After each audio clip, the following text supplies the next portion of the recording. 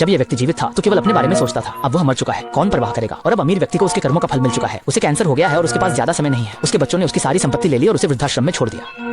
वह यह नहीं मानता कि मरने के बाद भी किसी अंधविश्वास की कब्र की यातना का सामना करना पड़ेगा। जीवन की आशा खो चुके उस धनवान ने उसी समय वृद्धाश्रम में गोली मारकर आत्महत्या कर ली और यह मौका बोमी ने पकड़ लिया उस दुष्ट व्यक्ति के साथ ताबूत में प्रवेश करने का। पूरी रात की लाइव शूटिंग के बाद वास्तव में कोई देवता मौजूद नहीं था। हालांकि उस रात बोमी अपने माता पिता की तस्वीरें लेकर अतीत को याद कर रही थी। तभी अचानक एक अजीब आवाज आई जो बोमी का नाम पुकार रही थी।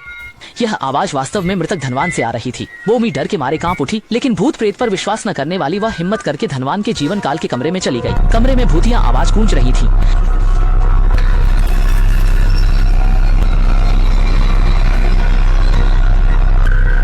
यहाँ तक कहते हुए उसने सोचा कि उसने कुछ गलत देखा। उसने अपनी आंखें मली और काली छाया गायब हो गई। अगले ही पल एक बूढ़ी औरत अचानक प्रकट हुई।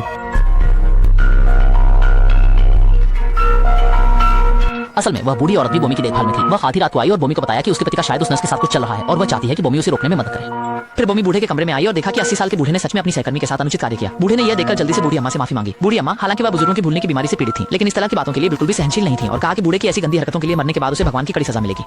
दादी को दादा के व्यवहार से इतनी घिनाई कि उन्हें उल्टी और दस्त हो गए। सफाई पसंद दादी ने जल्दी से कपड़े साफ करने का फैसला किया, लेकिन गलती से अपनी शादी की अंगूठी वॉशिंग मशीन में गिरा दी। दादी ने अंगूठी खोजने के लिए पूरा शरीर मशीन में डाल दिया और फिर भयानक घटना घट गई।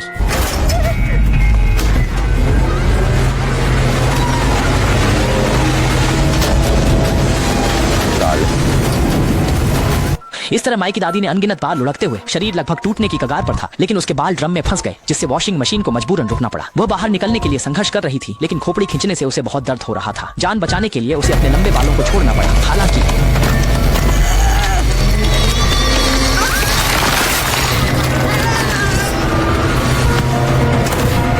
इस तरह खोपड़ी के साथ चेहरा भी पूरी तरह से खींच लिया गया। दादी की इसी कारण से मृत्यु हो। उनके पति जमीन पर घुटनों के बल बैठकर फूट फूट कर रोने लगे। अगर वह और छोटी नर्स के साथ गलत काम नहीं करते तो दादी को यह भयानक स्थिति नहीं झेलनी पड़ती।